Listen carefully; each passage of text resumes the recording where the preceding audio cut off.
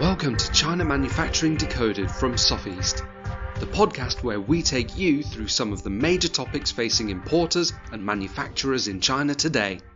Hi listener, welcome along to the show. It's episode 42 of the podcast. Adhering from Sofeast here, and today we're going to answer your questions if you've ever wondered what it takes to set up a new factory in China.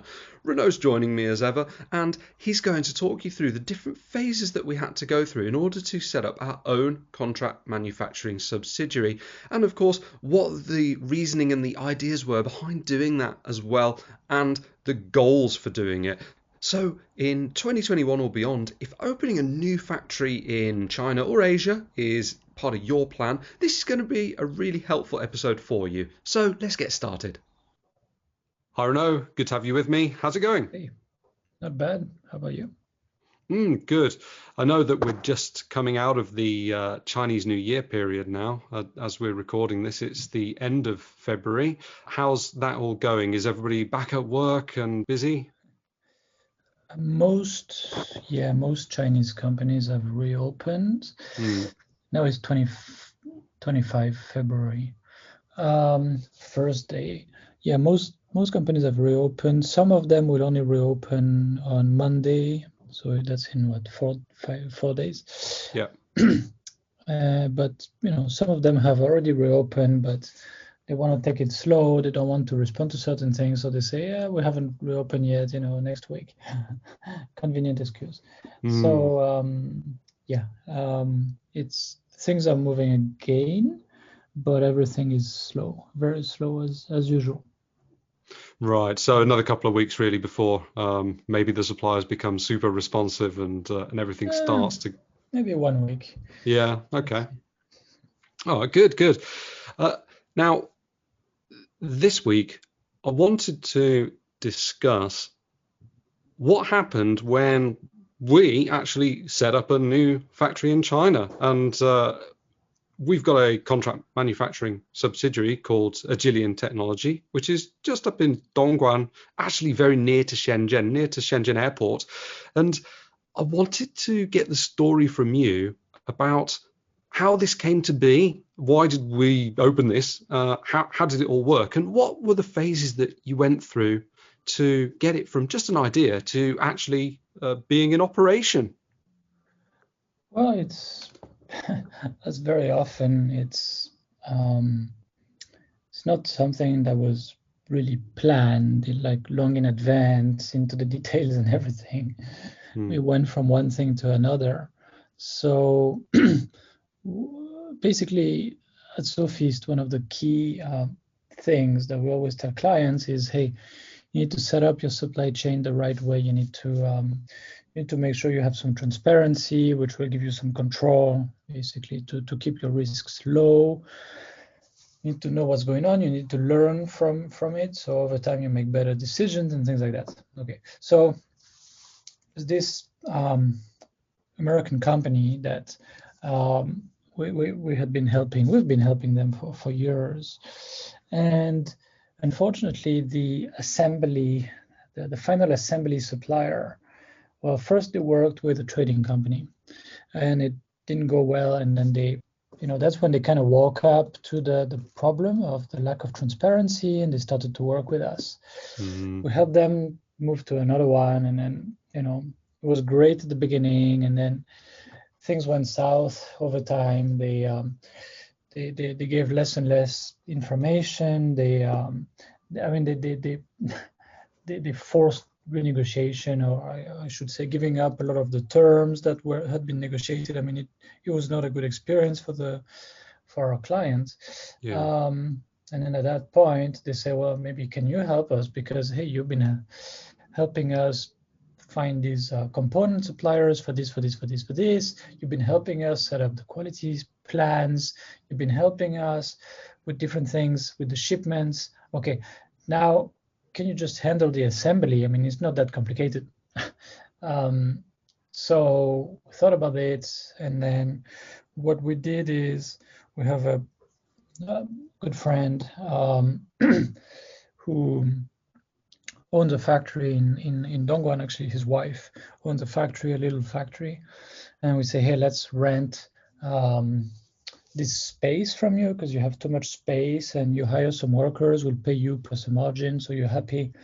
And so it's going to be done legally, but we're going to manage all of this. Okay, so it was we kind of set up a factory in the factory, little things, So at the beginning it was, let me see, probably about 10 people starting, and then it went up to 15, 20, 25 because hey, we had to set up the systems behind it. We had, to have someone, a couple of people for quality inspections, a lot of work checking the components, especially. Someone to manage the planning and the warehouse side and so on and so forth. And then it does actually a lot of work, a lot of coordination and management work to be done, plus a couple of process engineers because there's always other things to work on. So the team grew, and then when the customer was pretty happy, and we thought, well, what do we do now? Do we just keep running this like that? But it's never going to be great because we're sort of constrained by this other factory that we're in, or do we do our own thing? So that was in 2018, and and my partner Fabien was more involved in that than I have been. He's been really following all that very closely, and the team did a great job. And end of 2018, we relocated. So we set up our own manufacturing company. We went through a whole process. I mean, that's I took some notes about that. We can go over that. And let me see. And I think January of 2019, we really started production there. So just before Chinese New Year, a bit more than 2 years ago. So we've been in the current location for a bit over 2 years, grown quite a bit since then. Yeah, that's the story. One thing leads to another. But basically, it really helps us understand much better, how a lot of things work, because we already had the import-export license. So we understood that kind of thing, that side of things. We understood the VAT rebate, and we understood these things. However, when you actually do the manufacturing, you see a lot of other things.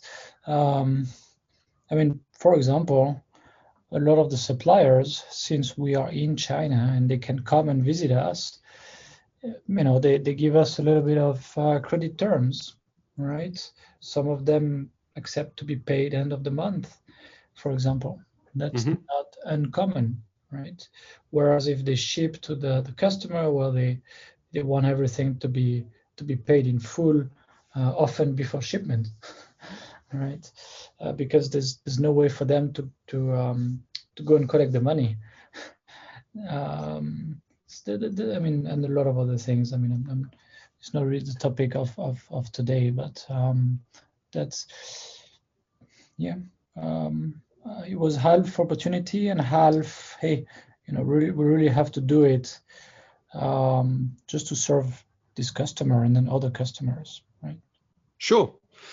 So you've mentioned some learnings that were picked up along the way, adding to knowledge which we already had. And I think one of the benefits of this particular podcast is going to be explaining the phases gone through to actually set this facility up and get it all running. And anybody that's listening that is interested in doing the same sort of thing in China, or maybe in other countries as well, perhaps if the process is similar in some ways, this is going to be helpful information because you've actually been there and done it. So where did you start? Right. So we already had an idea about, okay, we're doing this assembly job, final assembly. So we know roughly how much space we need for that and how many people and so on. What light equipment we need. So, and then of course we said, well, we probably going to grow that, so we need more space. And we had an idea of starting with about 2,000 square meters, and that ended up being a good size for us for about 9 months. And after that, we had to take another 2,000 square meter, and then since then we had to grow again. But that was a good size. So the first phase, and there's really 6 phases here. The first phase was picking the site, right? So we're not a Samsung or Volkswagen. We're not going to do a greenfield setup. Right. So we looked at buildings that were designed to host manufacturing companies, and there's a lot of them in Dongguan.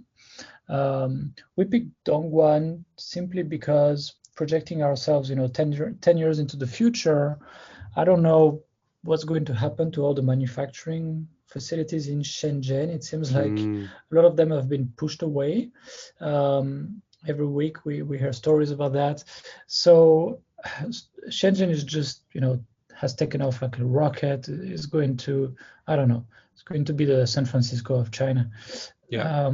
So we said, well, maybe not in Shenzhen, even though that would have been the most convenient to us.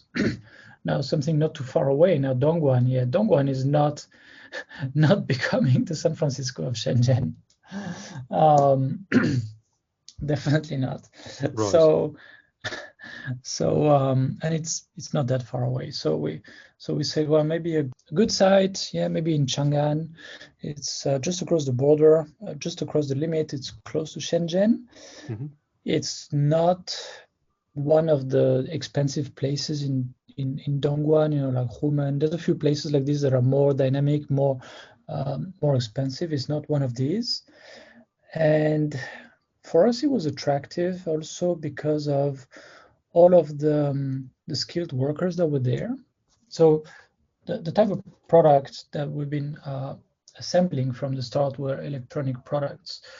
And so you need people who know how to hand solder.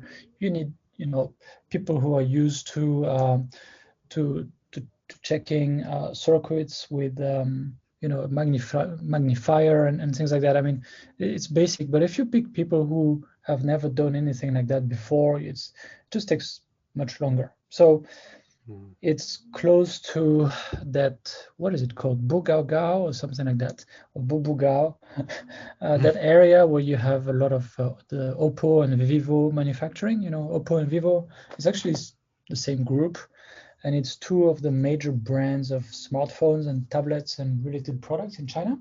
Yeah. They're just behind Huawei, actually. And you can see their facility from the windows, I think.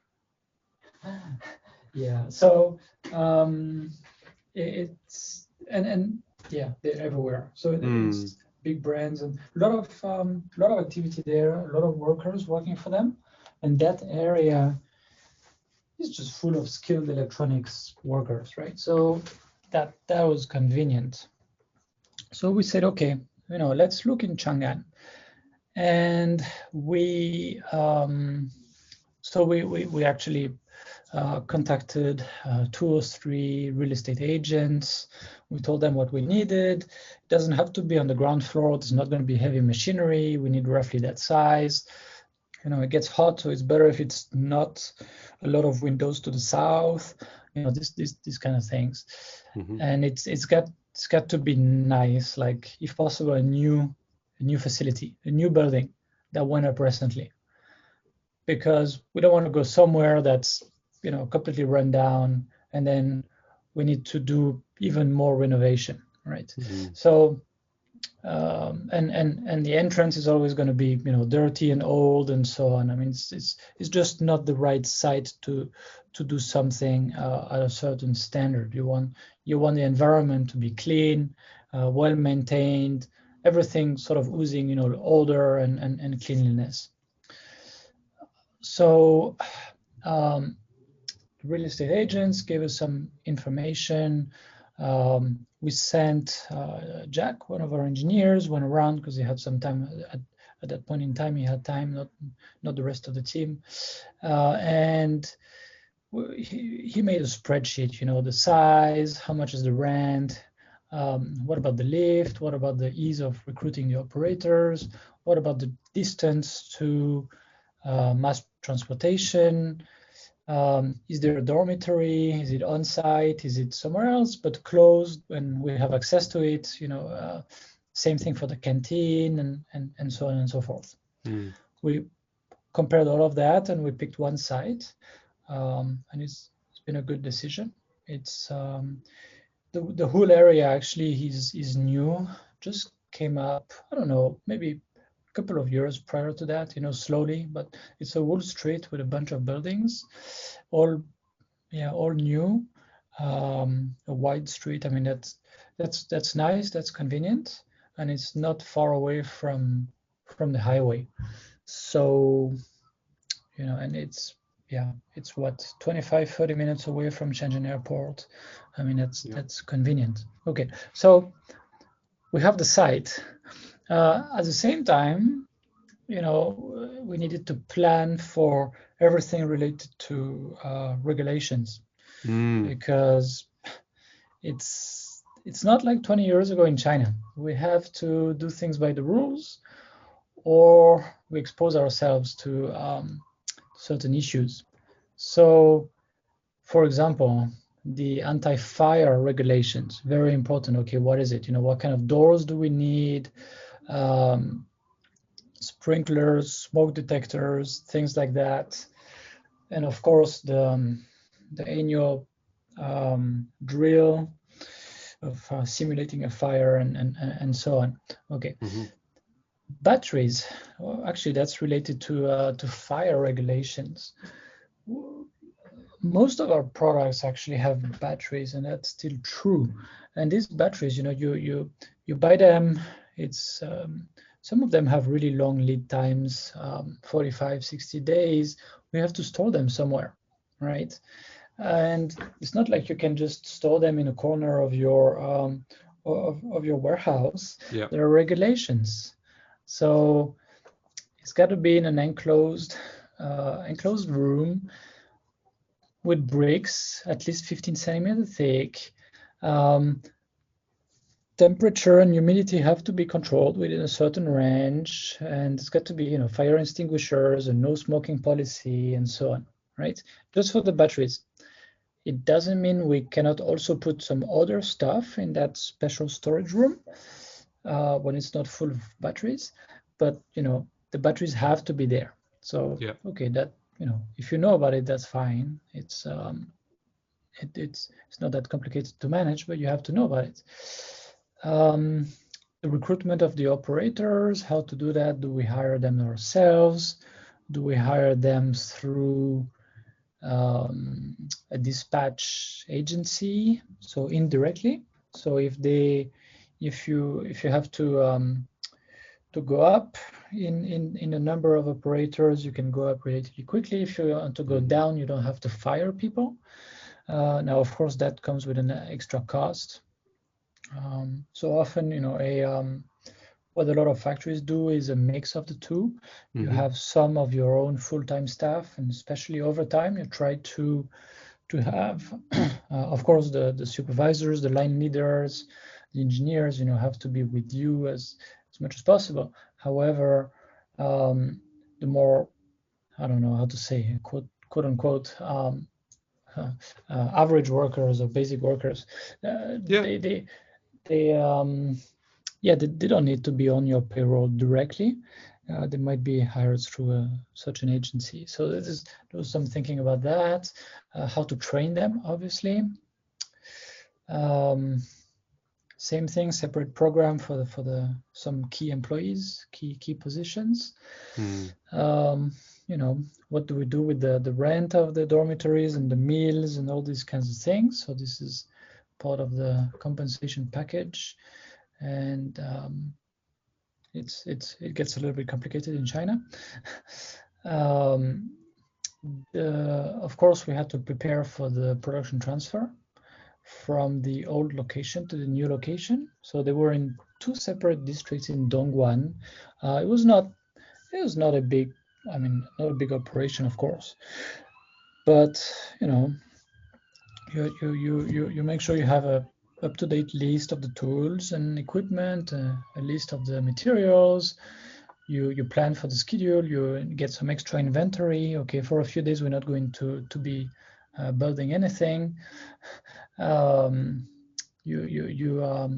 start to train your employees in a new site. Maybe you operate on the two sites for a week. How to do all this, and what transportation company is going to do that, and so on, and of course also insurance of the place, for fires and other hazards like that. That was phase 2. That's loads already, and that's only phase 2. So yeah, that's phase 2, and that remember that was for 20 people at the time. Yeah. Right. If we did it now, 10 times more people. That would be a big thing, of course.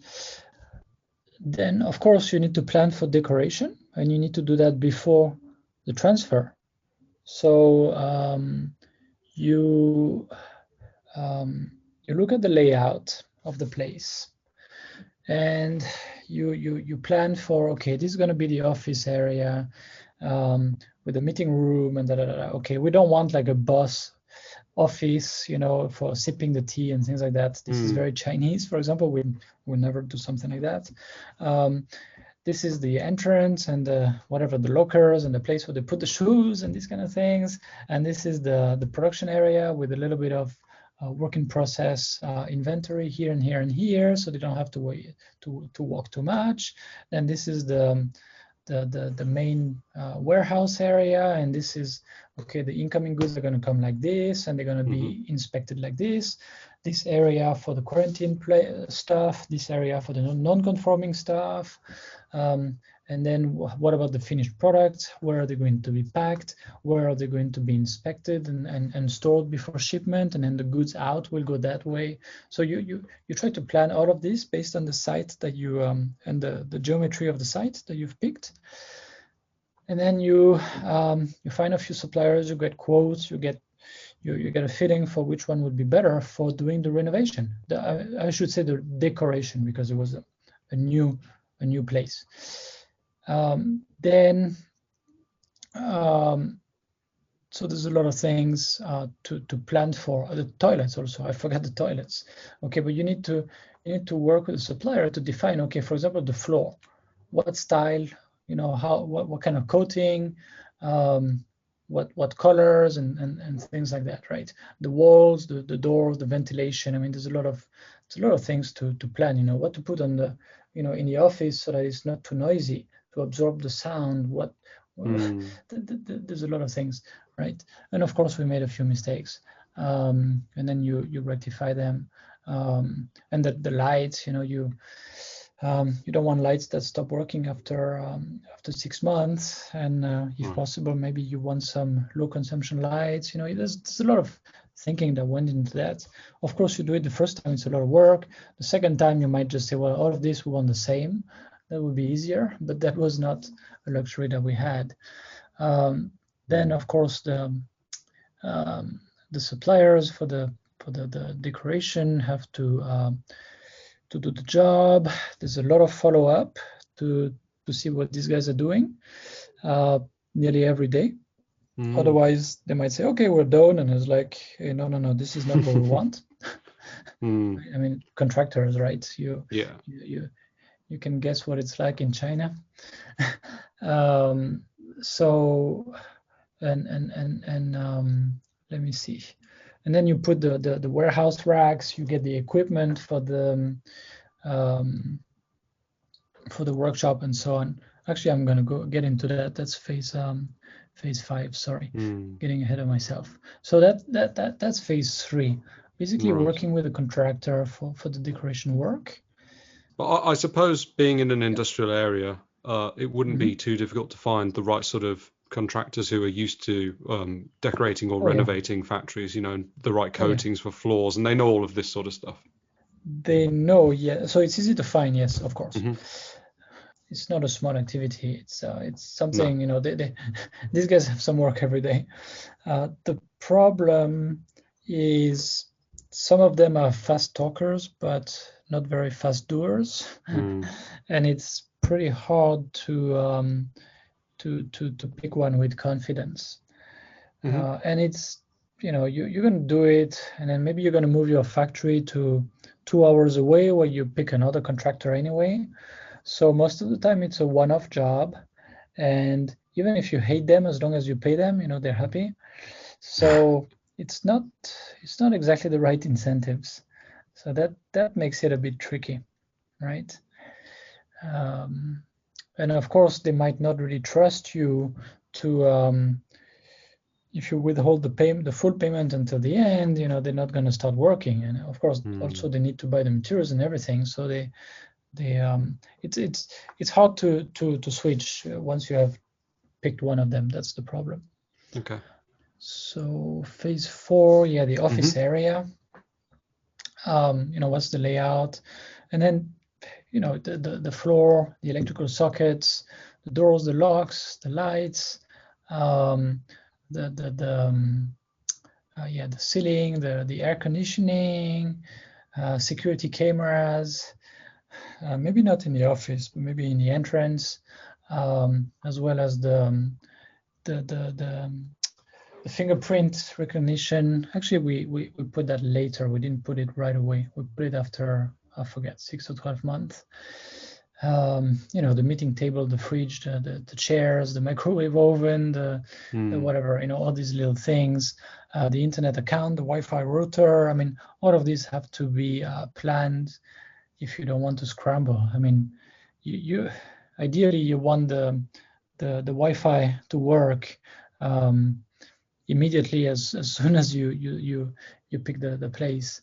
That's an example. Mm. Then the workshop, well, you need to plan for the layout and the material flow. So if you don't plan for the material flow, you might have your internal logistics people walk a lot, when actually it could be much simpler. And then people forget stuff, people lose stuff. I mean, you need to keep all the flows as simple as possible. Okay, and then as I said, yes, the layout of the lines, because we started with only assembly, and we actually our production manager really liked to have some. It's not exactly U cells in shaped as a U, like in the typical lean manufacturing kind of setup for the assembly, and also a lot of the machining areas, I should say. It's a small cell as a U, and then you have somewhere between 2 and 5 people working often. Hmm. This is not exactly what he wanted to do. He did something bigger, where it's also actually as a U, but you can fit 15, 20 people on it. But Yeah. it just came with so much flexibility when you have something like this. And it kind of self-contains its area. So that actually proved to be a nice idea, because, for example, once we had a client um, come, and he wanted to do the pilot run for his assembly, and then the first batch of assembly, and he was there. Actually, he was there for nearly a month, I think. And so what happened is that instead of having the materials in the warehouse and everything, he wanted to check the materials himself. Okay, fine, no problem. You know what? This line here as a U, we're going to put all your materials, all the components in the middle.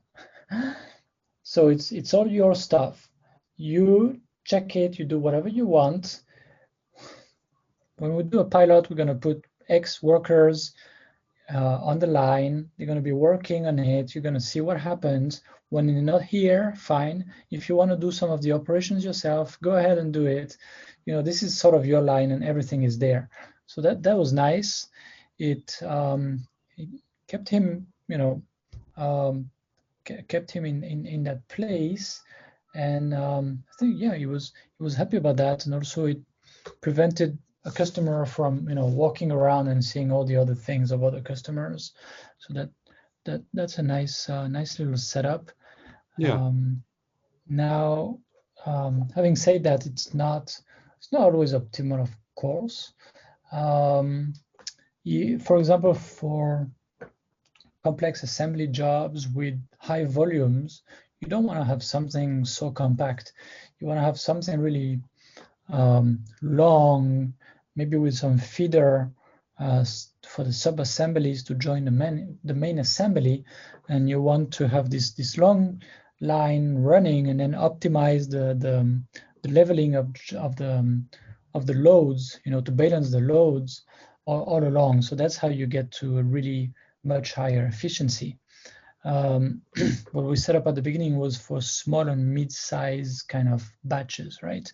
Now we have the two kinds of setup, because again, high volume is not the same as low and medium volume.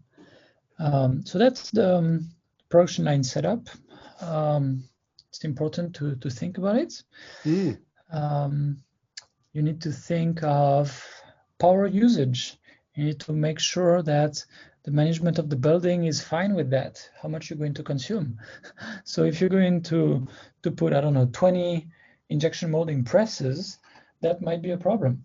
You might be constrained. Oh, damn, actually, I can only run 3 of them at the same time, and only the small ones. Then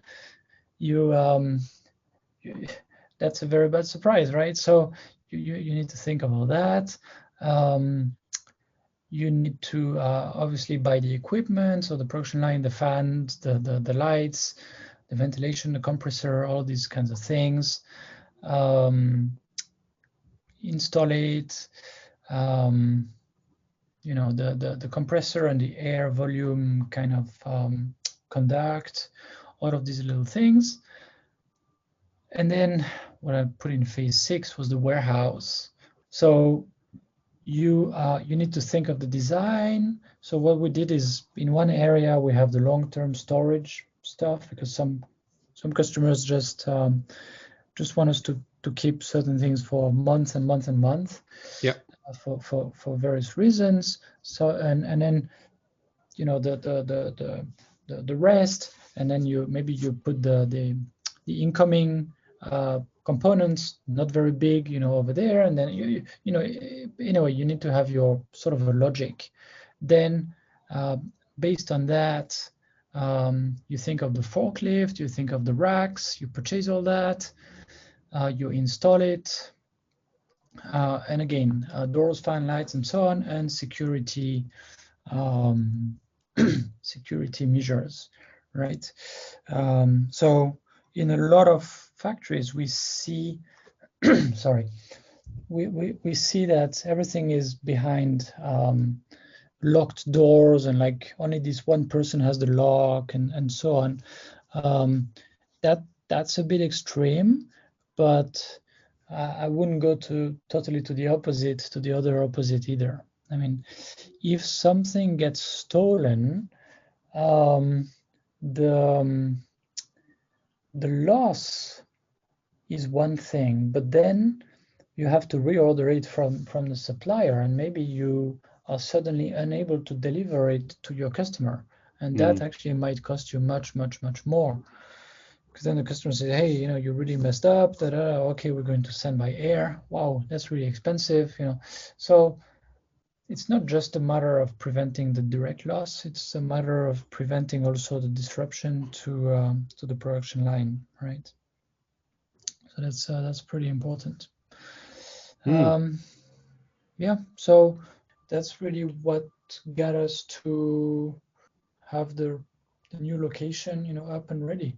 Up and running. Right. But yeah, and that's an absolute ton of stuff to think about. I guess that having Chinese staff who are able to assist in many of these things is a massive benefit. I think if you were a foreigner going to do this in China, unless you speak excellent Chinese, it's going to be almost impossible. Oh yeah, absolutely. That's very, very local stuff. Yeah, yeah. And really, what I mean, the main message here is think of this, and observe the factories that you like, and try to see what you like about them, and try to get some good ideas. So, for example, one thing I really hate when I go see a supplier is that I see all the managers in their offices and they never go to the shop floor, and you want to show them something and they don't even really want to go, and they go there and they're not even really familiar with it. Like, you ask some questions every time, they have to ask questions to the people on the shop floor. So it means they don't know anything about what's going on. That's really something I think is pretty bad. So instead of putting people in offices, you want them to be as close as possible to production. So what we did, because there is air conditioning in the office, there's no air conditioning in the workshop, even though we did things to cool it down a little bit, because in the summer it gets really hot. So what we did is we had a long glass separation between the office and the production area, and the people who support who have to do a lot of computer work and internal coordination with other office functions, but really have to support production, were all along that glass wall, so they could see production right there, and they had just to walk a few meters and they would be in production, right? So the production manager, the planner, the quality manager, the quality engineer, these people were all along the glass wall. And when you have some engineers, some logistics people, some quality people who say, no, I have to do this work, on the computer and so on, and then of course they want a space in the office, and then they every time they want to cool down in the summer, they go to the office, they do some stuff on the computer. Hey, they're not really creating any value when they're doing that. Sorry. So what you do is actually you put a computer right there and just next to the lines, and they also, if you don't want them to sit, you just put it on sort of a standard desk, small standard desk right there, and you put their computer there and say, hey, this is where you work, because we don't want to see you in the office. When you're in the office, you're not creating any value. When you're here working, you see what's going on. You're going to be much closer to the line. You're going to hear what people say, what problems they have, and you're going to help them. So that's a certain philosophy, right? Basically. Sure. And the closer you get to that, I think the better for supporting continuous improvement, for supporting problem solving. And yeah, that's something we just don't see in the Chinese factories. It's a question of status. People want to have a title as a manager. They want to have their office. They want to blah blah blah. But in the end, this is just detrimental to performance. It just doesn't support the needs of the factory. So this is the kind of things. This is an example, but there's others that people need to keep in mind, I would say. But that's interesting, because you've taken decades of learning and an experience of going into other factories, yourself and Fabien, and when setting up Agilian, you've tried to incorporate as many of these best practices as you could, and often contrary to what Chinese suppliers would commonly do. So it's sort of like a China plus scenario. Yeah, I mean, the thing is, yes. And of course, we lost the battle on certain things. I mean, the Chinese have to say, no. So, and you can have everything straight out of the gate perfectly as you would like. No. But things are taking shape after 2 years. I would say it's much more. Many more things are a little bit unique to our way of working, and in 5 years, I hope it's going to be much more unique. Let's see. Great. To visualize what you've been talking about, actually, Agilian does have its own YouTube channel, and there's a number of videos showing the warehouse area, the workshop. You can actually see the office with the glass wall that you were describing. So anybody who's curious to actually visualize what you've described, definitely go and have a look at those videos. Also, when it comes to the mass production and assembly side of things, recently you actually created a really interesting FAQs video about some of the key questions that new customers of Agilian might have when working with you. So I think that that's also really worth going to have a look at, and I will share the link to that page as well, so everybody can go and have a look and check out the Agilian website. Really informative. And I think anybody considering setting up operations in China, they're really going to love this info. So that was really great, Renaud. Thanks. Thanks, Adrian. All right. Thanks for listening, everybody. Thanks for joining us. If you've enjoyed today's podcast, don't forget to like and share, and you can subscribe on Apple Podcasts, Spotify, and all other places that you get your podcasts from. See you next time.